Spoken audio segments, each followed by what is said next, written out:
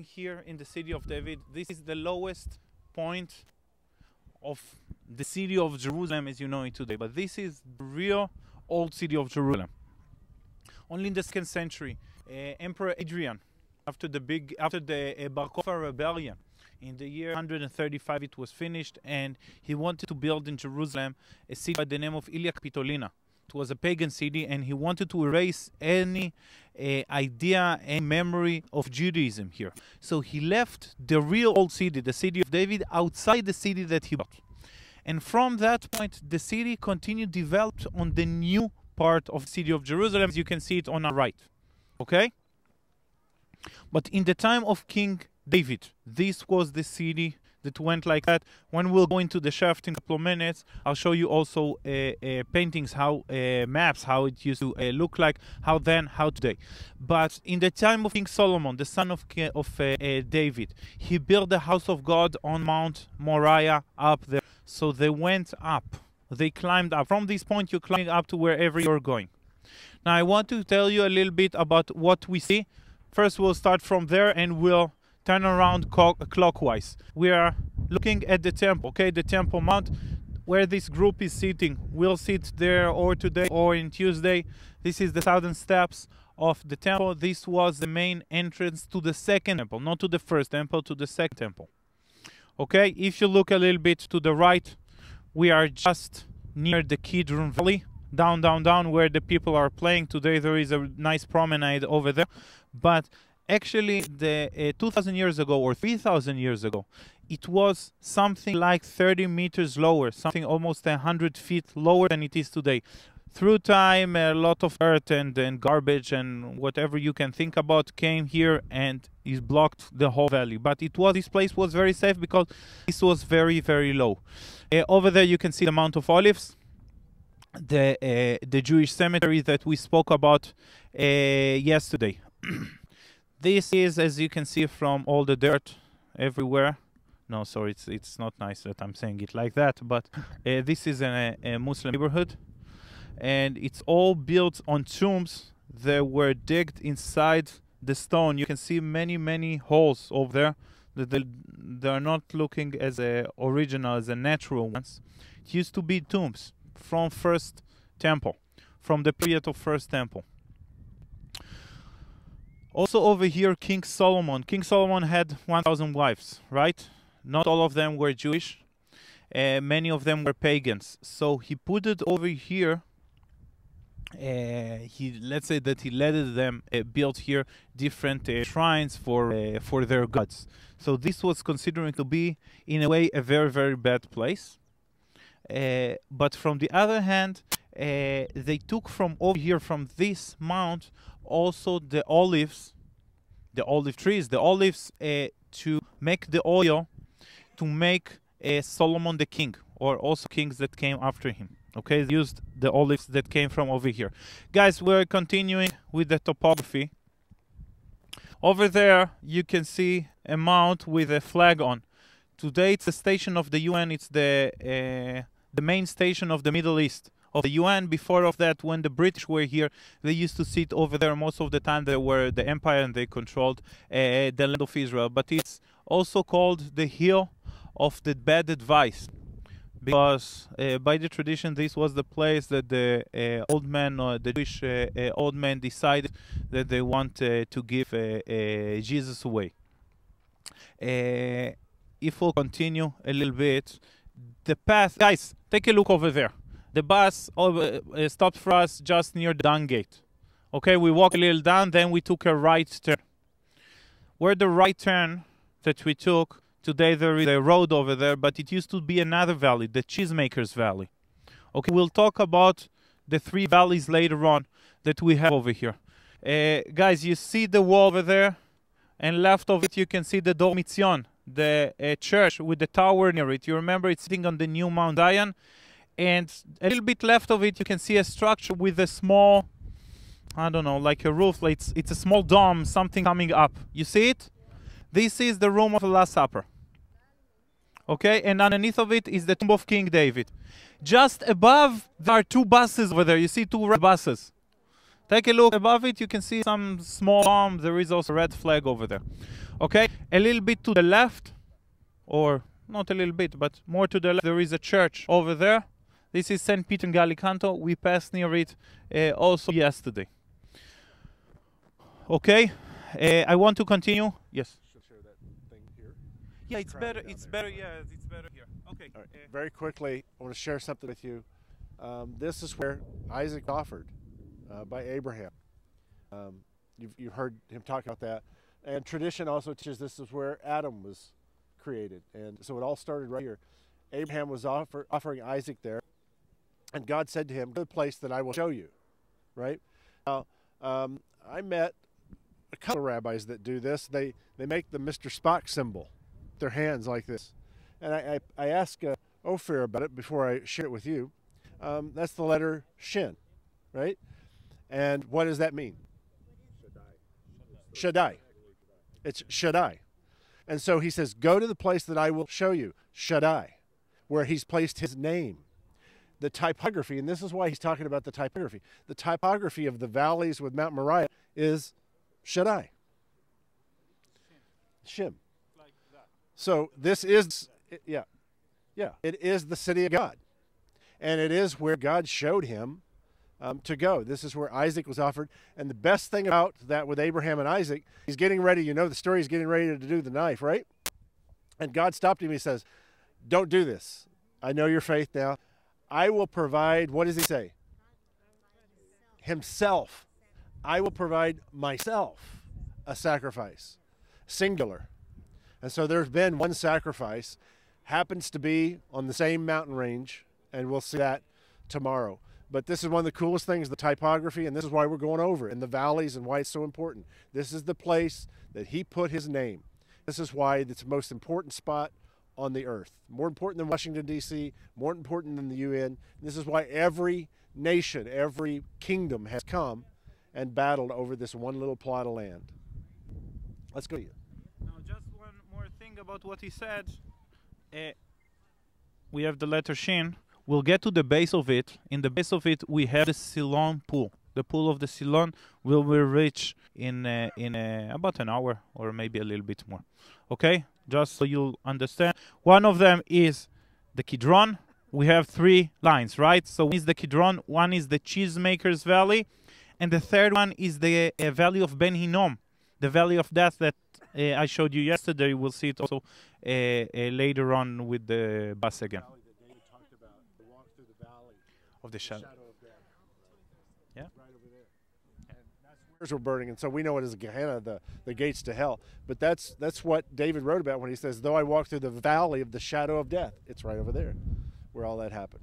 Okay, guys, please let's carry on. There is a tunnel here of water. You'll see it, but we're not going to walk inside of it. Don't worry. Unless someone really wants to. And it's not going to happen today. Okay, guys, where are we standing right now? We came out from that spot over there where we took a view of the whole area. But the city of David, guys, is the most digged, the most excavated place on the face of this planet. Just to understand, in Megiddo, in Armageddon, where we were a couple of days ago, through the history, there were between 3 to 4 groups that digged. In Chatzor also, or in Bet Shean also, there were 2. Here there were 15. Today there are 3 different groups that working here in different places. Because of very, very simple idea. Because here everything started.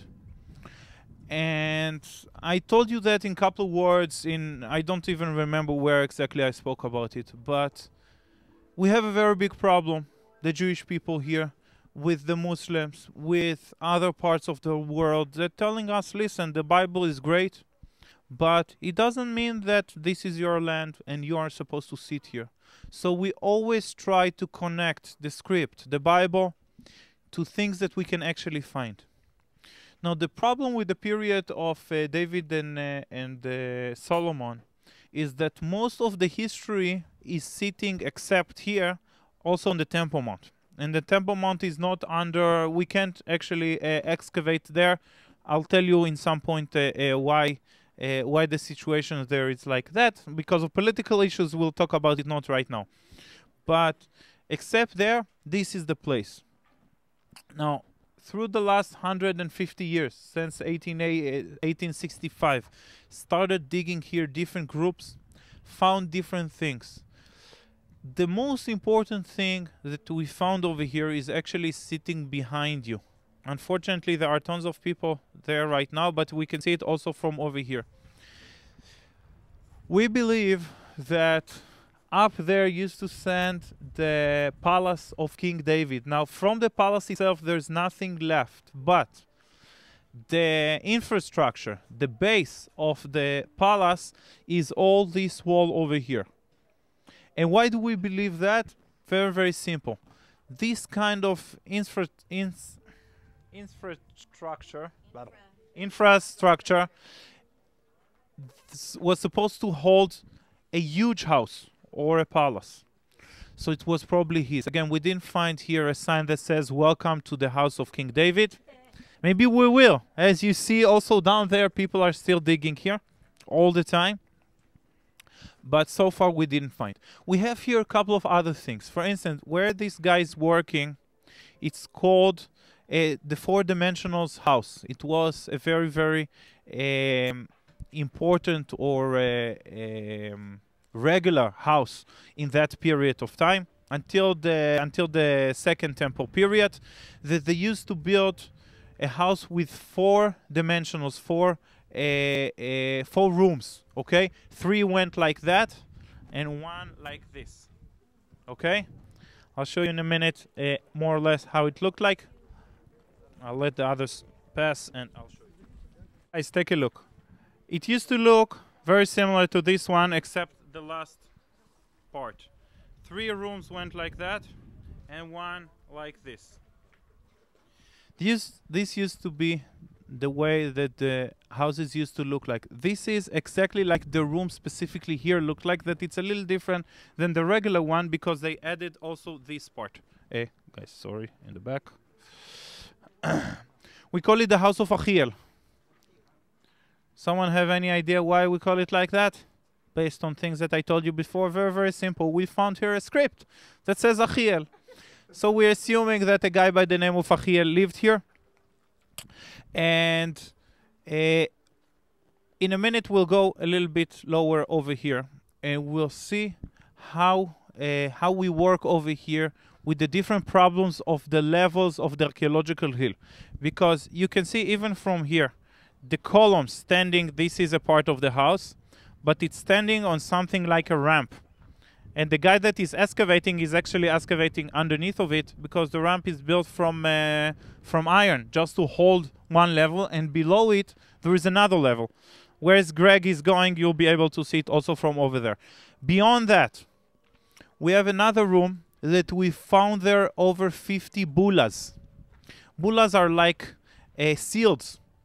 In old times, they used to write things on papyrus, and they send it like the letter, or if you own some place, so you have some kind of certificate that this place is yours, and you're rolling it and you're sealing it with something like but it's not a regular stamp. It's like a material like a wax, exactly, and you put your ring on it and you sealed it. Now, from those papyruses, we don't have anything left. It's all gone. We're talking about 3,000 years. But those bulas were found. So this was probably the post office or something like that. The Treasury Department, the post office, something like that. Okay, let's go down here. I'll show you one more thing, and then we'll go to the pier because we need it already. Here on the other side, we saw a couple of graves which are over there. But straight up over there is one tomb that was very important. In 1870 was found over here a scripture on the top of that, in the entrance to that tomb. The minister which was on the house, he was the prime minister in the time of Isaiah. And in the Bible, it's actually mentioned not only about him, he was the prime minister, so there are different things about him, but also about this tomb, that Isaiah was angry at him, that he built for himself such a big tomb and put it like signs on it in the entrance, like made for himself a small mausoleum in the ideas of back then. So this is really, this is exactly what we are always looking for, to see the actual, to read in the Bible, to find exactly what, yes. Okay, so this is really amazing over there, but also all the places. Over here you can see different tombs. Actually, people from Yemen, Jewish people from Yemen, when they came up to Israel, even 100 years ago, in the beginning they lived in some of those tombs. And yeah, it's a little, when we're thinking about it today, it's a little problematic, but first of all, they didn't know what those places are. They just needed a place to live, and this was perfect for that. Yeah, it made the job, and it was good back then. In that point, at least, the Arabs and the Jews could get along even here. Today, this neighborhood is considering to be very hostile in a way. Even the Jerusalem Arabs don't like them. It's called the neighborhood of Shiloah. It's all also in a way where that we are today. We are standing now. They're considering to have a bad heart, and no one wants to marry them, so they marry just along between themselves. And these are Yemenites here? No. Today, no, nothing. Today it's No. For a long time, just when they came up to Israel, 1890 something. Okay, guys. Now we have some of you less. You're still on that. We can take a picture. Gotcha. Okay, whoever took the picture, good. All the rest, bite from the guy that took it. No, but I'm kidding, guys. We are not going to walk in there, but we'll talk about this tunnel in a couple of minutes. It's something amazing. It's something amazing. You'll see it for just a couple of minutes. Guys, this is the city of David. Like it, guys. This is the city of David, like it was actually after his time, in a part of the period of Solomon also, because you have here also the temple. Okay, over here, more or less where my finger is, this is where the road is crossing today, and this is where the wall is crossing today.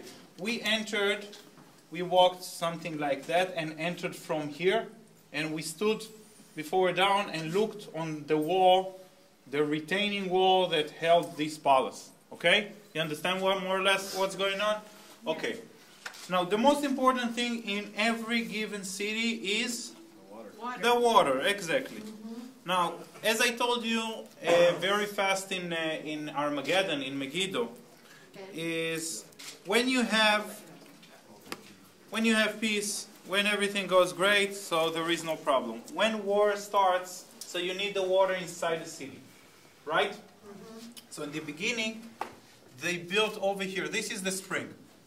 They built 4 towers around it, like to protect it, although that it's outside the city. But they understood that it's not enough. Not in the time of David. In the time of David, this was enough. But after his time, in the time of Hezakiah, he got ready for a war against the Assyrians. So he did 2 very important things. First of all, in his time, the city got bigger over here, and all the western hill that was around here didn't have a wall around it. So he did 2 things. The first thing was to build a wall around that, and we'll see a part of this wall from 2,800 years ago. And the second thing, and probably the most important thing, is he brought the water into the city. He digged the tunnel. Take a look just near this one. This is here. He digged the tunnel that went like that from reasons that we don't know until this very day. And he brought it here. This is the pool. Now, we don't know a couple of things. First of all, why he went like that and didn't go straight. And we really have no idea until today how exactly he did that. And when we'll go down, you'll understand why we don't know how he did it. And he did it in very fast time. We're talking about 533 meters, something like 1,500 feet long. Underneath the ground, something amazing. Now what that we are going to do today, we're going to walk down to get to this point. And then we are not going to walk in the tunnel that I've just showed you. We'll walk in another tunnel. We'll see just the beginning of it. Please, let's go one floor down. Walking down the tunnel towards Hold the hand off. So we're going down. Yes. Sheepsters. A bit wet also.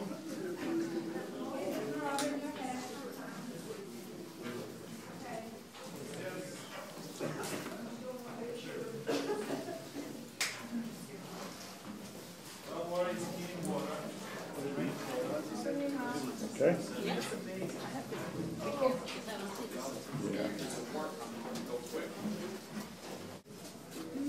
Whoa.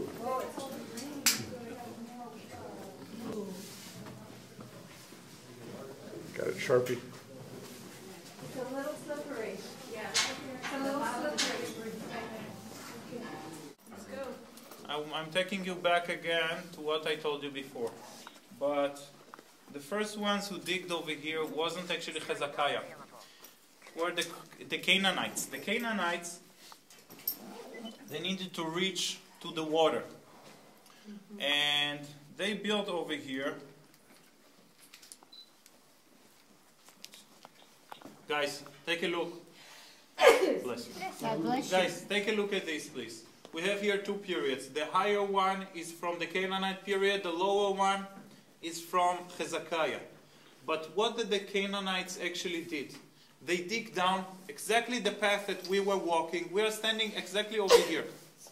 Can you hold that and point it on there? Yes. Guys, we're standing exactly in this point. So we walk down through the stairs. From here, they continue digging straight.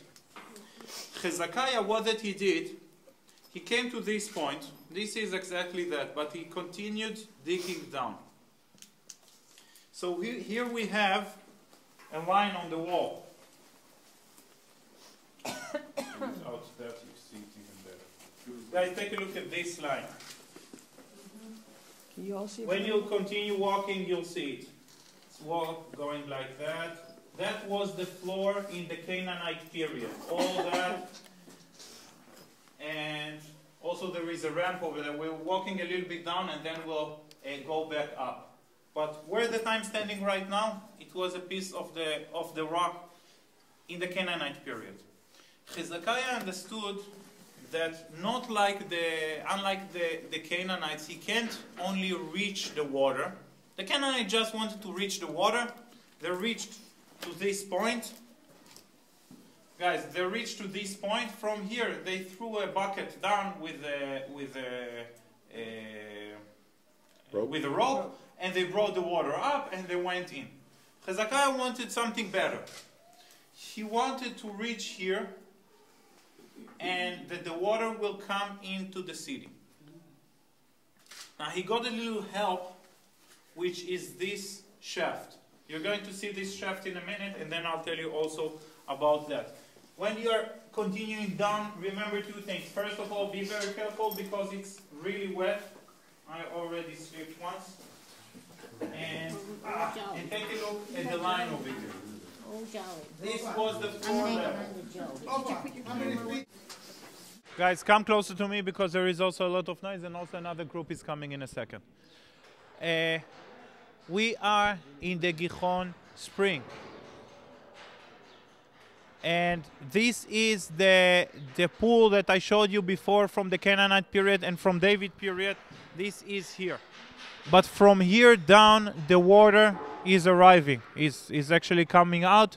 I know that you don't hear the water. In a minute you will. Also because of the sun, also because specifically here you don't hear.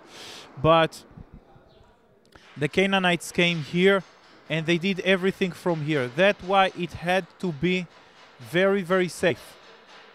Okay, also in the time of David, it had to be very, very safe. Here they're digging, actually it's another group than the one that we saw before in the G area in near the Palace of David. Here they found something really odd. Really odd. It doesn't go with anything over here. They found here over 100,000 fish bones of fresh water. We have no idea how they reached here. It have nothing to do with anything else that we spoke about until this point. Don't try to connect it to anything else. It's something really, really odd. It means that in some point there was here some kind of a freshwater lake or something like that, but it doesn't work with anything that we found in Jerusalem or that we know in Jerusalem. Maybe until next time that you'll come here, so they'll be able to pass.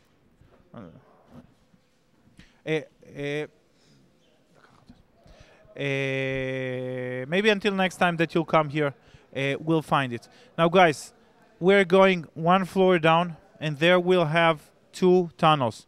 You'll be able to take a look at the wet tunnel. I'll give you the flashlight. Go a little bit in. Don't go too much so you won't fall into the water. And we're going through the dry one. If anyone have a problem also through the dry one, tell me and I'll take him. This is Hezakiah's tunnel. Woohoo! Careful your head, Joe. Yeah. They're like flipping.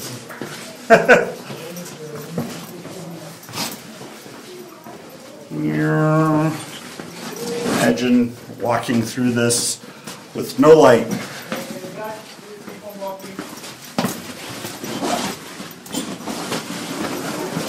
Tunnel rats are us. Ah.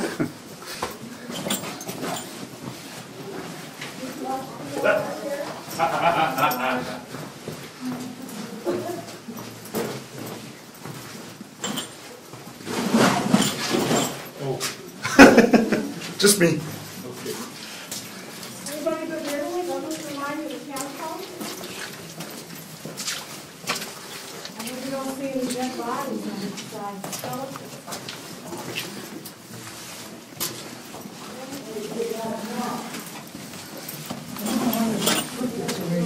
I know. Just following the natural. Here we are.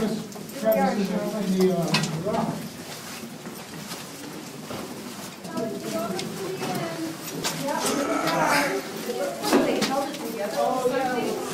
No, this is not, guys. This is not the original. This is not original. All the rest, yeah, this is. Okay. This is not. They reconstructed it a little bit. You can see also the ceiling. Okay. Not over there. Over there is original. Here, it's not. It was much higher. You close the part of it. Oh, it's higher? Yeah, you can see in the hole there in the middle. Ah. Well, maybe. There are a couple meters. Oh, yeah. Cool. That's it. You made it. We're out.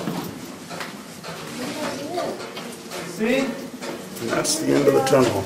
Now we need to go back. No. Okay. I'm kidding. I'm kidding. I'm not. That's it. Okay.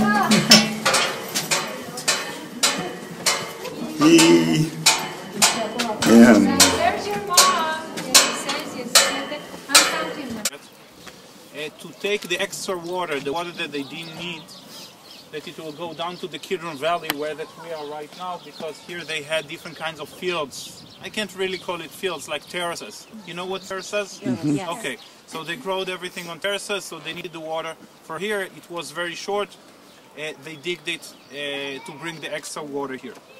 But guys, take a look on this tunnel. In some point we thought that they did it like that because maybe the tomb of King David was somewhere around here. But we digged, we didn't find anything. Until today we can't really understand why they did it like that. The rock is the same. Different people have different theories. The bottom line is that no one knows. But guys, even today a tunnel like that would be very hard. Why is that? Today it's less hard because you have GPS, you have different ways. But first of all, they didn't dig in one spot and went all the way to the other side. They started something like over here. Okay, they came down with the shaft to this point. Then they digged from here to the pool, to the spring, sorry. And then they started digging towards this direction. And from the other direction, they digged also. In some point they gathered, they found each other, they met. Now the amazing thing is that they dig on one side like that, and they did something like that, and they gather around exactly in the same point, the same level, and it's not like, okay, we digged here and let's try here, and they met exactly in the same point.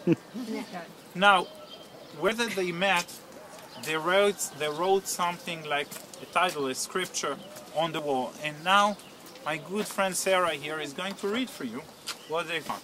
This is what they found. It's today. It's in the British Museum. In the British, I don't remember if it's the British or in the Turkish one, but it's not in Israel anyway. Yes, I'll read it. The tunnel, and this is the story of the tunnel. While the axes were against each other, and while the 3 cubits were left to cut, the voice of a man called to his friend, for there was Zada in the rock, on the right and on the left. And on the day of the tunnel, being finished, the stonecutters struck each man towards his friend, axe against axe, and flowed water from the source to the pool for 1,200 cubits, and 100 cubits was the height over the head of the stonecutters. That's it.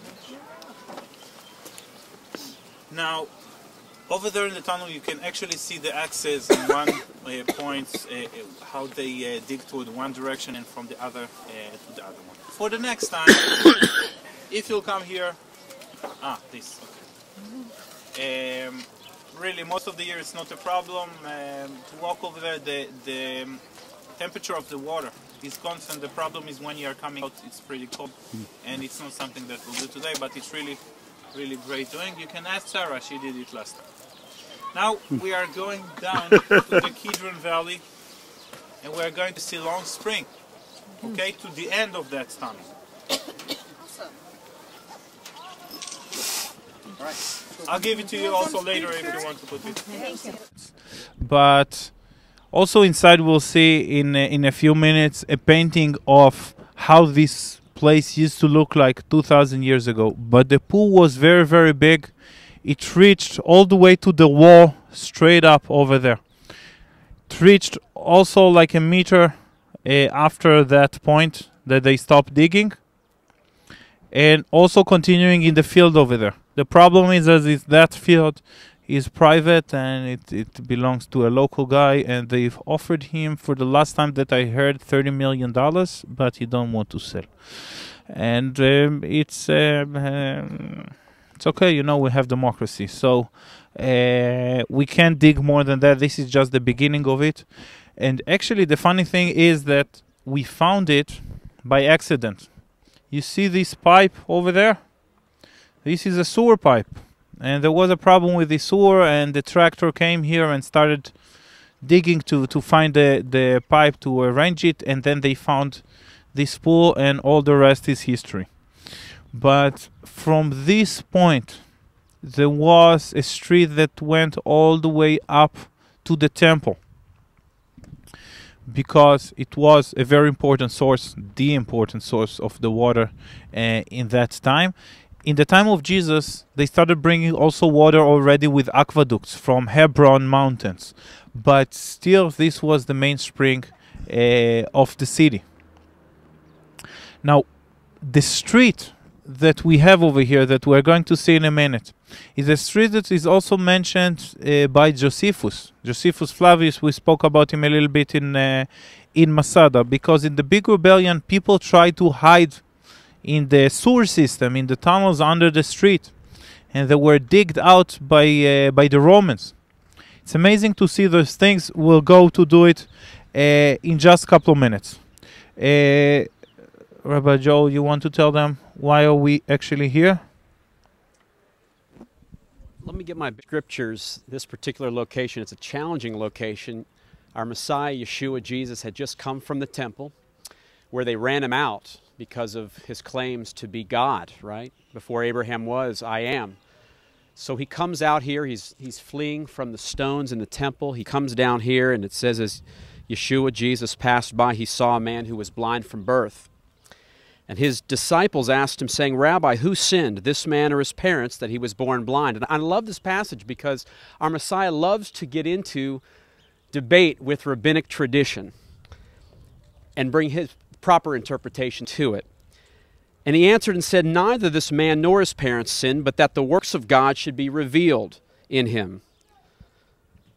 We must do the works of him who sent me while it is day. The night is coming when no one can work, and as long as I am in the world, I am the light of the world. So when he had said these things, he spat on the ground and made clay with the saliva, and he anointed the eyes of the blind man with clay. And he said to him, go wash in the pool of Shiloah, or Siloam, which is translated sent. And so he went and washed and came back seeing. Now, Pastor Greg and I have agreed to spit on anybody today. The Lord is the same yesterday, today, and forever.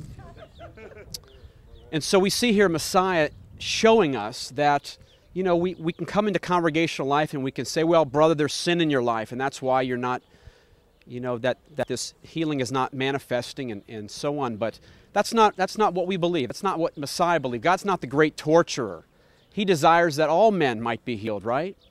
And so we believe that, and Messiah was going into the teeth of rabbinic tradition that spoke of, in a sense, original sin, and he said, no, God wants to get glory through the healing process. So we see here that the neighbors and those previously who had seen the blind man said, is this the one who sat and begged? And some said, this is he, and others said, no, he is like this man. But the man said, I am he. Therefore they said to him, how are your eyes open? He answered and said, a man called Yeshua, Jesus, made clay and anointed my eyes and said, go to the pool of Siloam and wash. So I went and washed, and I received sight. So it's a great healing, isn't it? It was a dealing with rabbinic interpretation, which was erroneous. God is not a great torturer. God desires all of us be healed. So if you are game this afternoon, we're ready to do some spitting. So come on, join us over here. No, I'm kidding.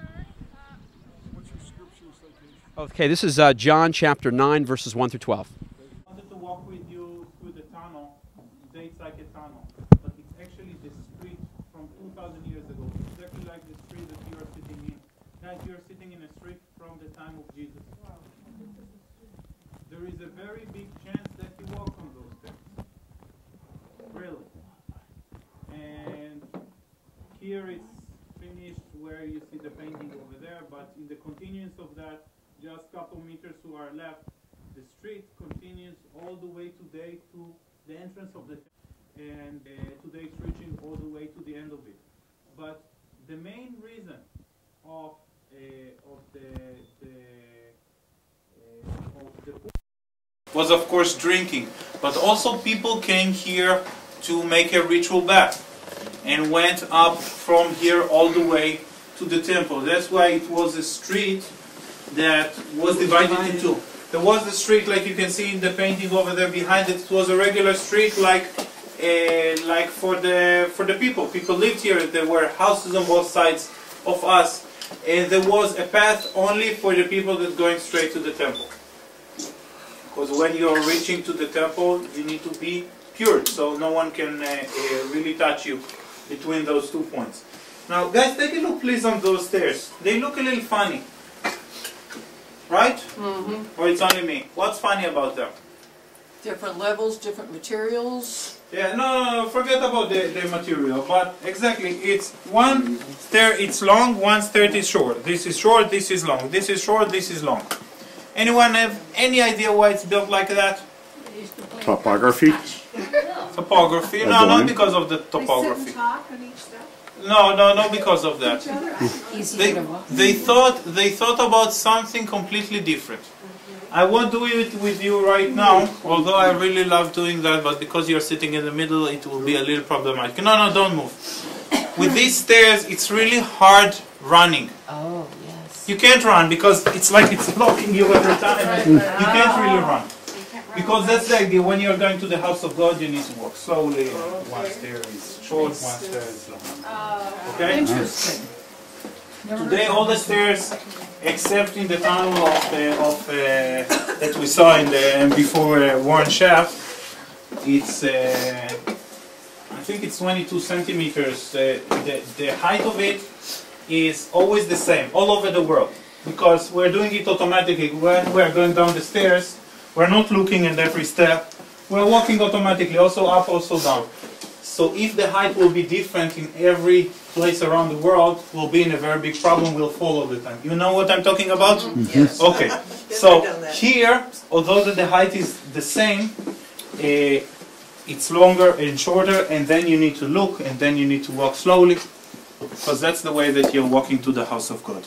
Now you can see in different places there is a tunnel underneath. We saw it also over there, but it's also over here. Herod built the city in the best way, in a gorgeous way, and everything had to be perfect, including also the sewer system that will take it to the Kidron Valley and down to the Dead Sea. All the sewer, all the extra water, some of the rain didn't go to the water system, so it went down to the sewer.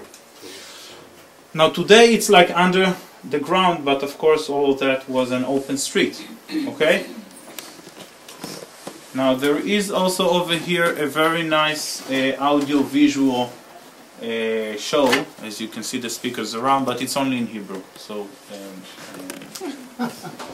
until you learn Hebrew or they will learn English, we'll do it in another place. Now guys, we're going out. We're going to grab, they have a shuttle bus that will take us up. You can walk, but it's really unnecessary. Okay, it costs 5 shekels. I don't know how much in dollars. I think $1, $1.50. We'll jump on, and he'll take us up